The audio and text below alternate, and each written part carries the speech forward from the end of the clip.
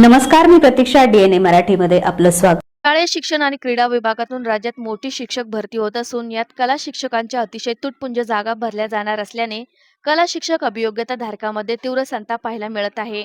अर्थसंकल्पीय तसेच पावसाळी अधिवेशनात शिक्षण मंत्री दादासाहेब भुसे यांनी वारंवार कला शिक्षक भरती करू असे सांगितले असताना कला विषयांच्या शिक्षकांची अतिशय कमी प्रमाणात भरती होणार आहे. यावरून राष्ट्रवादी शरद पवार पक्षाचे खासदार निलेश लंके यांनी देखील टीका केली. अनेक शाळेमध्ये कला शिक्षक नाहीत, काही शाळेत केवळ एक शिक्षक आहे. विद्यार्थ्यांच्या कलागुणांना वाव मिळावा यासाठी शासन प्रशासनाने प्रयत्न करणे गरजेचे असताना तसे होताना दिसत नाही. याला सरकार जबाबदार असल्याचे निलेश लंके यांनी म्हटले आहे. तर शिक्षण तज्ज्ञ हेरंब कुलकर्णी यांनी देखील याबाबत चिंता व्यक्त करत एकीकडे मराठी माध्यमाच्या शाळेत कला क्रीडा शिक्षकांची भरती होत नाही, दुसरीकडे इंग्रजी माध्यमाच्या शाळेत कला क्रीडा विषयाला प्राधान्य देत त्यासाठी भौतिक सुविधा उपलब्ध करून दिल्या जातात. त्यामुळे पालकांचा ओढा हा इंग्रजी माध्यमाच्या शाळेकडे वाढल्याने मराठी शाळा बंद होत असल्याचे म्हटले आहे. त्यामुळे शैक्षणिक संस्थांवर कला शिक्षक भरतीची सक्ती करणे गरजेचे आहे. केवळ 80% जागा भरण्याच्या नियमामुळे बहुतांश शिक्षण संस्था या कलेच्या जागा भरण्यास उदासीनता दाखवतात. त्यामुळे कला क्रीडा विषयाच्या शिक्षणापासून विद्यार्थी वंचित राहतात. त्या शाळेमध्ये जर पाचवी पहिली ते चौथी पर्यंत चार वर्गामध्ये एक तुम्हाला चित्रकलेचा शिक्षक दिसत नाही. 5वी ते 10वी जर पाहिलं तर एक कलेचं शिक्षक दिसत नाही. एखादा असला त्यांनी सगळ्या विषयांवर कसं सगळ्या वर्गात कसं शिकवायचं.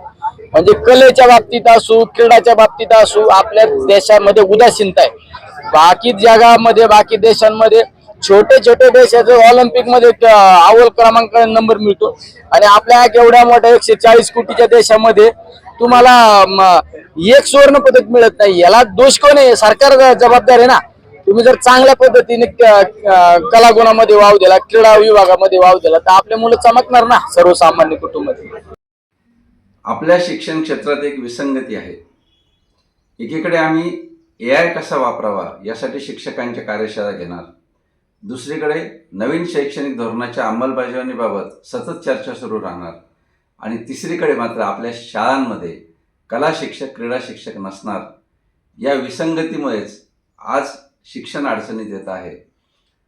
मराठी शाळा अडचणीत येण्याचं हे एक कारण आहे की इंग्रजी शाळांकडे जाणारे जे पालक आणि विद्यार्थी आहेत त्यांना केवळ फक्त इंग्रजीचं आकर्षण नाही तर त्या शाळांमध्ये कला आणि क्रीडाच्या संधी मोठ्या प्रमाणावर उपलब्ध आहे, हेही त्याचं कारण आहे.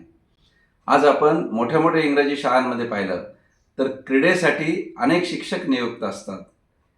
कलेसाठी फक्त चित्रकला नाही तर गायन असेल, नृत्य असेल, वेगवेगळ्या प्रकारच्या कलांसाठी स्वतंत्र शिक्षक तिथं नेमलेले असतात. त्यासाठीचं इन्फ्रास्ट्रक्चर त्या ठिकाणी असतं आणि त्या ठिकाणी जे क्रीडा साहित्य असतं त्यातून विद्यार्थी अगदी राष्ट्रीय स्तरापर्यंत सुद्धा जातात. आज आमच्या मराठी शाळांमध्ये आदिवासी भागातल्या विद्यार्थ्यांमध्ये टॅलेंट आहे, परंतु या प्रकारचं मार्गदर्शन नसल्यामुळं, या प्रकारच्या सुविधा नसल्यामुळं आमचे विद्यार्थी पुढे जात नाहीत आणि त्यामुळे अनेक पालक आज इंग्रजी माध्यमाच्या शाळांना पसंती देतात. तेव्हा विद्यार्थ्यांच्या सर्वांगीण विकासासाठी जर आपण शिक्षण अशी जर व्याख्या करत असू तर या सर्वांगीण विकासामध्ये कला आणि क्रीडा हे अत्यंत महत्त्वाचं आहे आणि म्हणून कला शिक्षक आणि क्रीडा शिक्षकांची 2009 पासून रखडलेली भरती त्वरित सुरू करावी आणि मध्यंतरी फक्त मानधन तत्वावर कला क्रीडा शिक्षक घ्या किंवा काही निर्देशक घ्या अशा पद्धतीची जी धोरणं आली ती धोरणं न घेता या विषयाला प्राधान्यक्रम देण्याची गरज आहे असं मला वाटतं.